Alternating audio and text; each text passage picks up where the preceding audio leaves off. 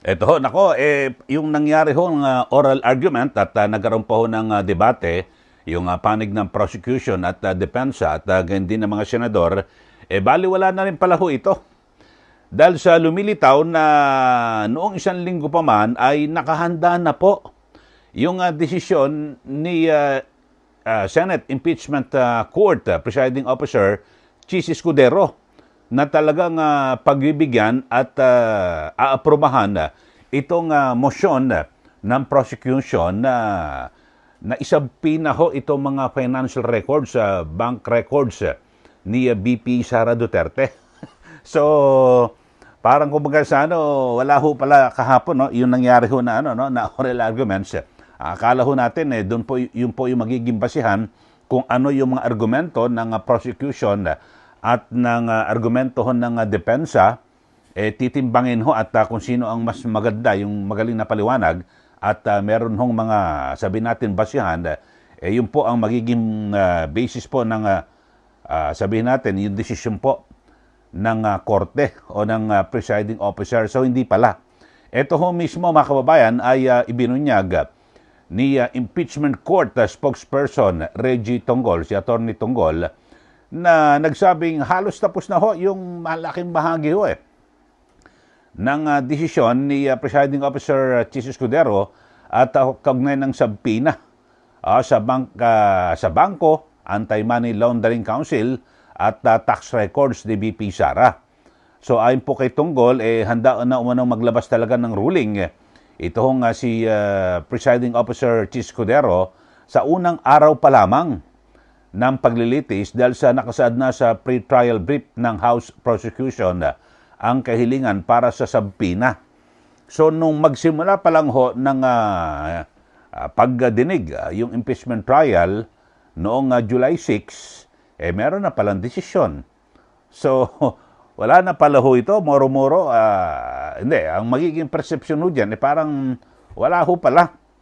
At parang buladasan na lang ho pala yung nangyari ng mga parang debate at diba, diskurso ng magkabilang panig. Pakinggan ho natin mismo itong pahayag ni Attorney Tonggol, ang spokesperson ng Senate Impeachment Court. Ito ho, si Attorney Tonggol.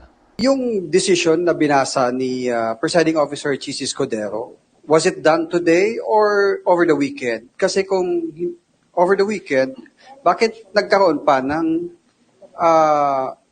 pagtatanong yung mga senator judges dun sa defense and prosecution? Gayong may written decision na siya, hindi ba waste of time yun?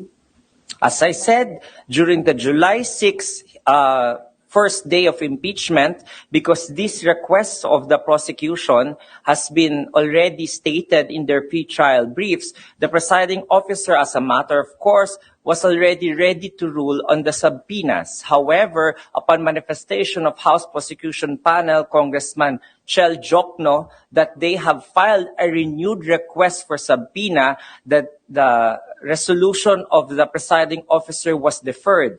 And it was only after the request of the defense to be given a copy of such and the senator judges asking that oral arguments be done, that the presiding officer yielded to such oral arguments that have been scheduled last Monday. So basically the main chunk of the decision of the presiding officer has already been prepared even before July 6. So I think the presiding officer also during the caucus consulted his fellow senator judges about it and asked about their views regarding the matter, and that is the request of the other senator judges to study it for until the weekend and until today. So handa naman siya ever since. O yun po, inyo pong napakinggan at kasi may tanong nga ho, sabi, hindi ba ito pag-aaksaya ng oras?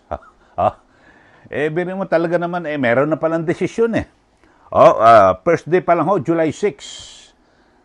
Sabi ho ay, basically, sabi ho ni Attorney Tonggol, basically, the main chunk of the decision of the presiding officer has already been prepared even before July 6.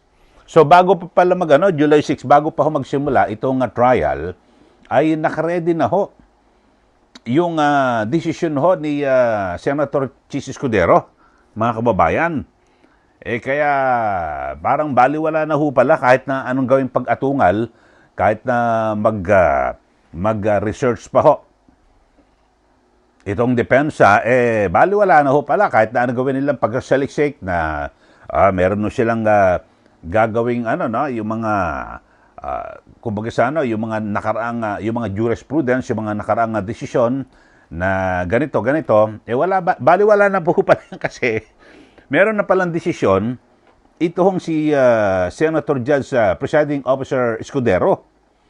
So sabi ho ni Attorney Tonggol, yung spokesperson, ay kinonsulta na rin daw po ni Escudero ang mga senator judges sa caucus noong July 15 na humiling ng karagdagang panahon upang pag-aralan ang resolusyon bago ito tuluyang ilabas.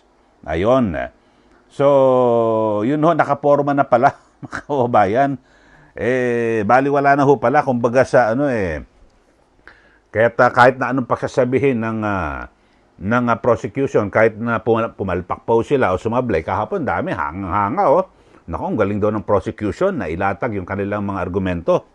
At yung sa depensa naman ay inilatag din nila yung kanilang sariling argumento. Kasi oral argument ho yun, no? Marami pong, naku, ang galing ho, nakapuntos ang prosecution. Yung pala ay, na pala? Kumbaga sa wala na, tapos na pala ang boxing. Mga kababayan, at kumbaga sa nakabuo na ng desisyon, parang nag-aksaya pa sila ng oras. Di po ba? Ilang oras ba kahapon sa impeachment?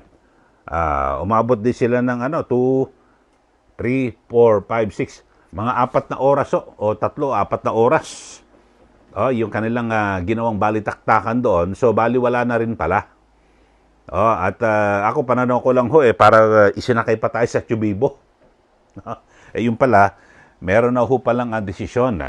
At yun nga ho, pinayagan nga ng impeachment court ang kahilingan ng House of Prosecution na maglabas po ng subpoena para sa bangko, AMLAC at mga kaugnay na tax records ni BP Sara Duterte at yung kanyang asawang si Manasseh Carpio. At ayon po kay Tonggol, inaasang may papadala yung mga subpoena sa mga kinaukulang ahensya habang ang BIR ay kinakailangang sumunod sa subpoena sa Hulyo at 30 alinsunod po sa mga umiiral na batas.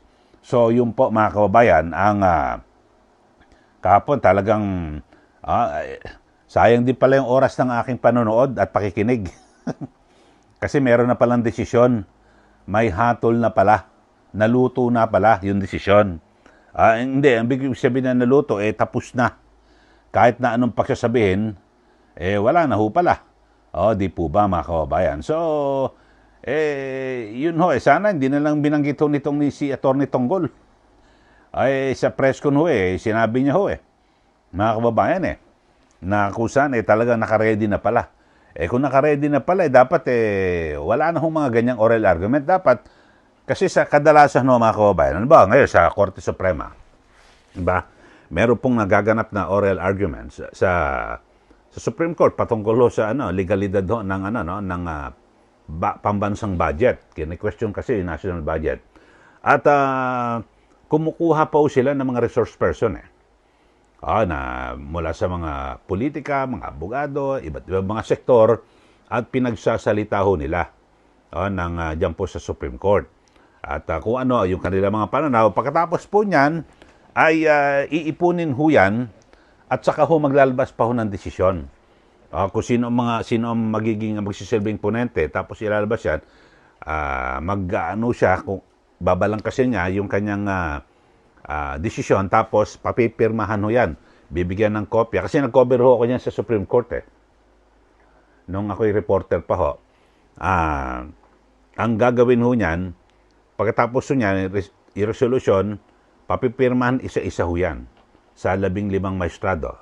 ng Korte Suprema. At yung iba ay maglalagay ho ng ng mga dissenting opinion, tutulo siya, boboto siya, tapos ng no, tapos meron siyang dissenting opinion. May mga ganon, katulad, mahaba rin ho yun, mga kababayan.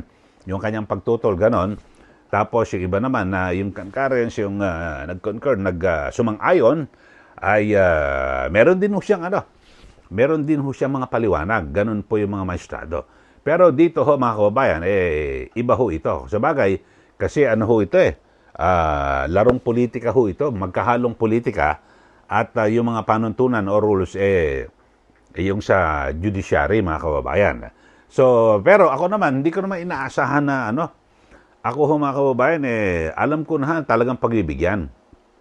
Ang hindi ko nalaman at nagulat ako na matagal na palang kamada, nakamada na ho ni Senator Chis Escudero bago pa ho mag-July 6, bago pa pala umpisa yung paglilitis, nakakamada na ho yung desisyon.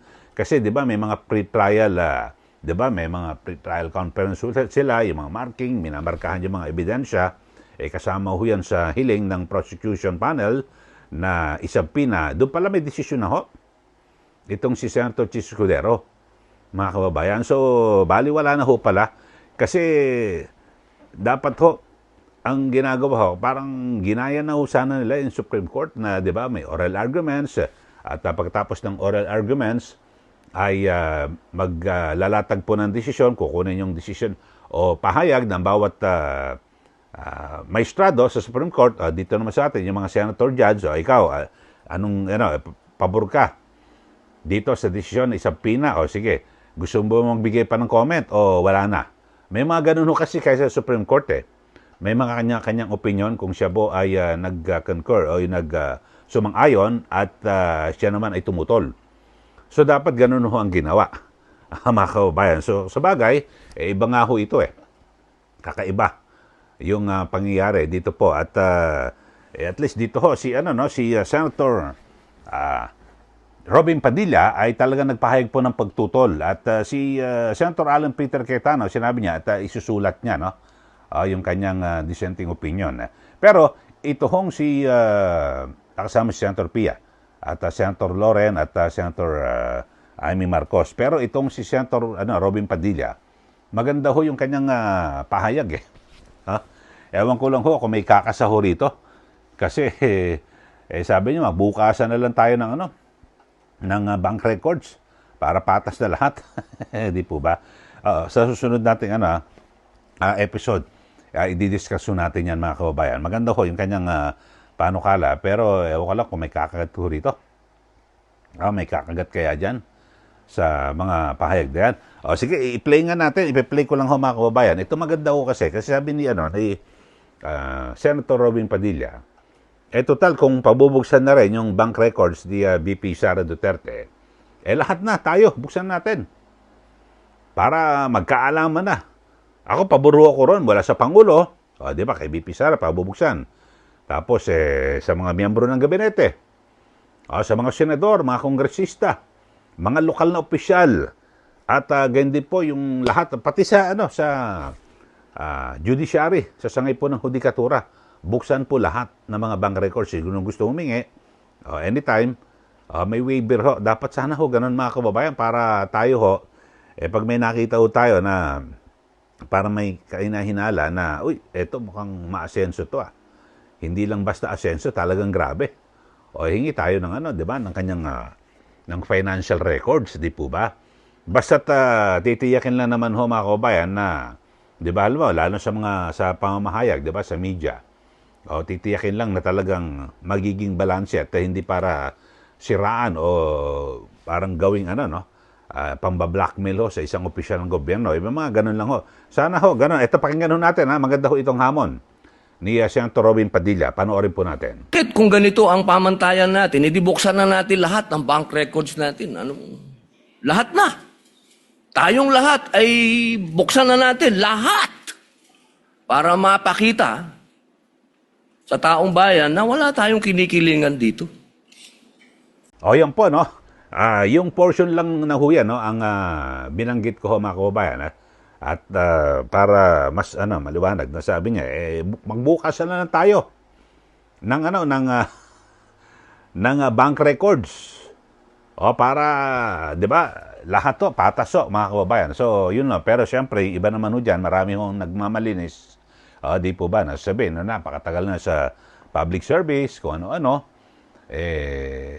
Yun ho, talagang sasabihin nila, nako, malinis yung ang aking pangalan. Malinis ang pangalan dahil sa malinis trumabaho. Di po ba? May mga ganang politiko di po ba? Sige kayo, ano bang sabi niyo ho rito mga kababayan? So, unang tanong ho natin ay, ano na pala? Nakakahon na. Meron na palang naunang desisyon. Bago pa man magsimula ang impeachment trial ay meron ng desisyon itong si Escudero na talagang payagan na isabpina itong mga bank records, pati sa AMLAC, at iba pang financial records ni VP Sara. So, baliwala na pala yung naging oral arguments diyan po sa Senado, para nagkaroon pa ng balitaktakan, palitan ng argumento, itong nasa depensa at prosecution, meron na pala. So, tapos na pala ang boxing, di po ba? Kaya ano masasabi niyo rito mga kababayan, at pati yung binabanggit ng Senator Robin Padilla na magbukasan na lang tayo lahat ng mga opisyal ng gobyerno ng kanilang bank records. Meron ho kayang kakasa dyan? Tingin ko wala ho. Kasi lahat ho may mga yan merong may mga kanya-kanyang yan kanya-kanyang magic, di po ba? Hindi naman lahat, marami ho siguro. Sabihin natin, marami, karamihan ho sa mga opisyal ng gobyerno. Kasi meron ba kayo opisyal ng gobyerno na nakita na naghirap? Wala po Gumanda po lahat ng buhay Sige, magbigay na po kayo ng comment dito po sa ating channel at para po maibulalas nyo rin po inyong damdamin. Ulitin ko, yung ating issue, bago pa man pala simulan ang impeachment trial ay may desisyon na. Ito pong si Escudero na payagan na isabpina yung mga bank records sa bangko at sa AMLAC o AMLC ni VP Sara Duterte. Sige po. At sa mga bago lang po sa ating channel, subscribe na po kayo at huwag niyo pong kalimutan na i-like at i-share. Sundan niyo rin po yung aking FB page, ka Eli Saludar, at ganyan din po yung aking main account, Eli Saludar. Maraming salamat. Muli ito po si Ka Eli. Magandang araw po sa ating lahat.